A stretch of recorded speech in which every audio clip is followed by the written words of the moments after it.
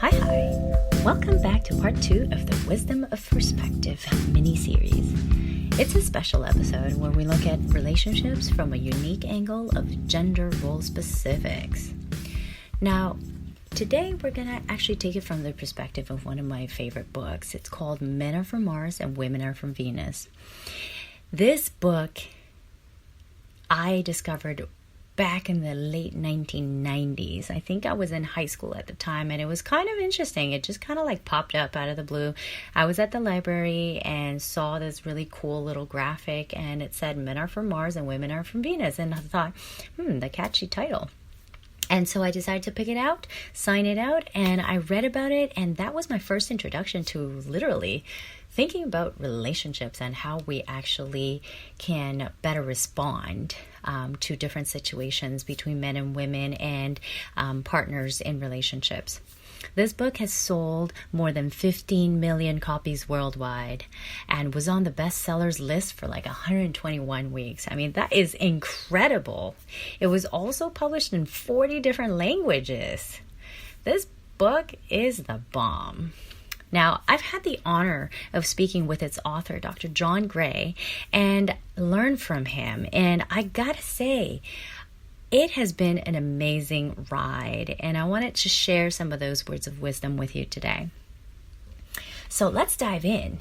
What was one of the questions that kind of like triggered me to think about this is that I find that, we tend to always hurt those that are closest to us. And we don't ever seem to hesitate when we lash out and throw harsh words, that really cut into other people like really sharp knives. And, I thought to myself, well, why is that? And it turns out that it's because those closest to us, we actually know what buttons to push. And that's when we tend to sort of get on each other's nerves. So to take it from a sort of a man-woman perspective, I thought I'd kind of break it down a little bit for you guys. Now, the woman side of things, we're going to really boil it down into simplistic terms and only focus on one hormone per gender at this point in time. Just keep in mind there's other hormones that are just as big of a player, but these are sort of the main ones that we want to be taking a reference from. And so for women, we're going to be talking about estrogen mainly. And estrogen is one of those hormones that, in women, we really need for us to be happy and to feel secure. Estrogen is one of those hormones that we really need to have in very high levels for us to be functioning in a very content mode.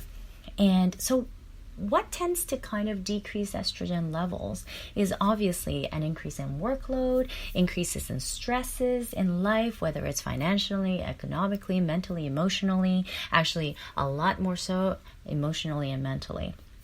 And so what we do as women is naturally, we actually know how to increase our estrogen levels because you know why? Most of us will tend to actually pick up the phone and call our girlfriends because we need to gab. And when we gab, we are trying to gather up our sort of support network. Because when you gather estrogen with estrogen, what happens is then that provides a little boost for us. And what we like to do is we always love to share details of our stories that we're telling and sharing with our friends. And quite often, if we do that with our partners, sometimes we may fall on deaf ears. And we'll talk about that in a second when we, sort of focus on the male side of things. But what are the general complaints that women have about men? Well, I gotta say, the first thing tends to be that they do not listen. And the second one, following very closely to that, is that they're inattentive. And those kind of go hand in hand because men have a very different approach to a situation than women do. But as women, we are very feeling creatures, and we need to feel like we are cherished and cared for. And so when we have a partner that actually listens and, doesn't offer advice or solutions, but just listens and lets us vent and just, feel that they understand what we're going through, that's when we are much more nurtured and we feel like, we have that sense of empowerment. So What are some of the things that, women need to do during the time that we are staying at home and we are in each other's presence 24/7 and in each other's faces the whole time? Well, let me say that I've narrowed it down to 3 little things that you can do today. And the number 1 is literally ask your man for what you need and want. Like clearly, just state, honey, I need you to listen to me. I am feeling really anxious and really stressed out, and I just want you to listen. Lend me an ear and a shoulder to cry on, and don't offer me any solutions. I just want you to listen. The second thing you can do is affirm and acknowledge him. And men love to be right, and so just say, great idea.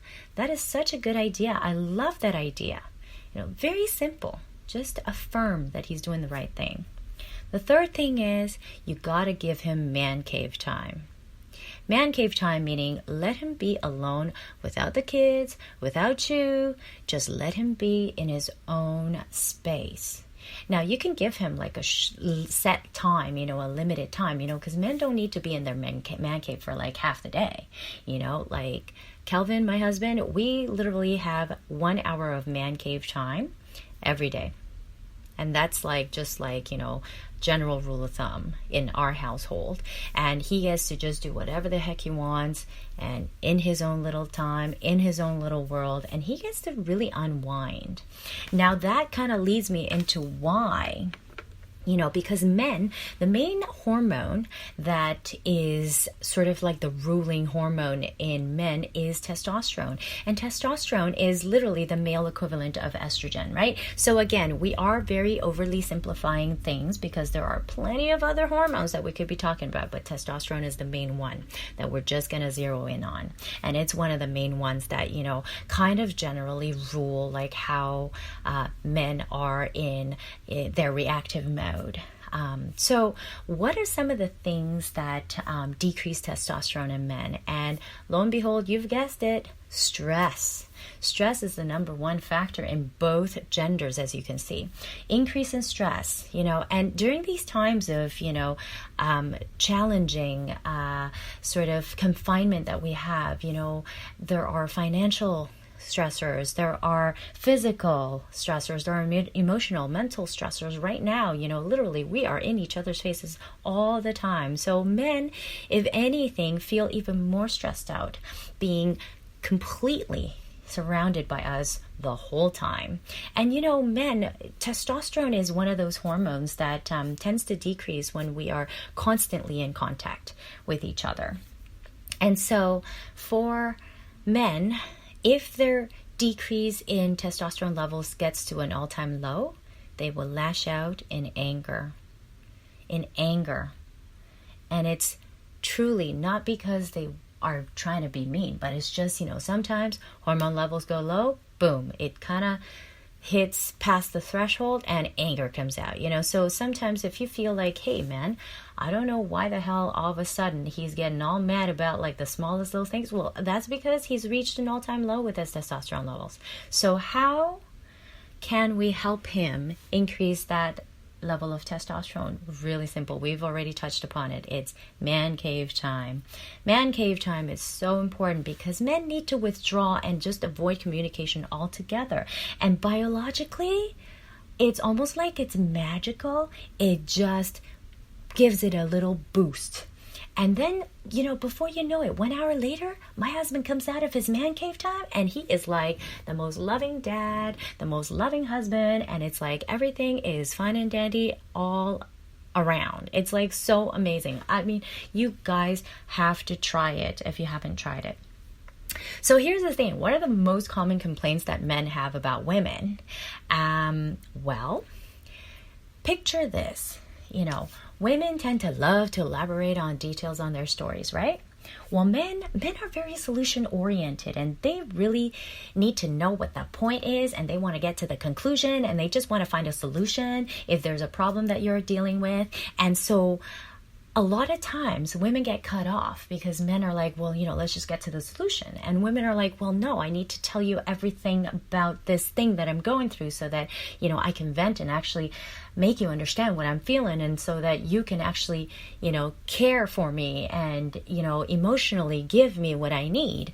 And so what happens is then men will tend to sort of, they respond, and their perspective is that, oh boy, women like totally overreact to like the smallest things, and they make a big deal out of nothing. And women are very unreasonable because they don't understand that women, we're just more feeling, type of creatures. We tend to go into our hippocampus, our kind of like a sort of mammalian part of us, where, the hippocampus is where we store memories. And then, so if we don't express our feelings and we don't get to kind of explore the emotions and feel that nurturing of our emotions, we will tend to go back to memories. And then all we can focus on is all the negative stuff about you. So do you see where kind of like that miscommunication can happen in day-to-day situations, literally? So here's the thing.